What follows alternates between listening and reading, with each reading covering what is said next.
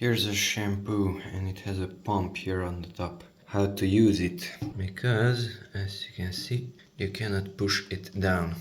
Well, here on the top it has a unlock and a lock sign. So you have to rotate the entire top portion, I mean that portion, to the left.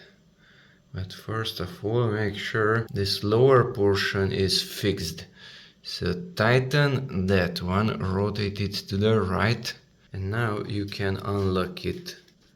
Now it's unlocked and you can push it down. It is locked and you cannot push it down. So hold the lower one and rotate the top one. Unlocked and locked. It's not going down, and to the left it is going down. Of course, if I push it down too many times, it will pump up the liquid. So let's just try it.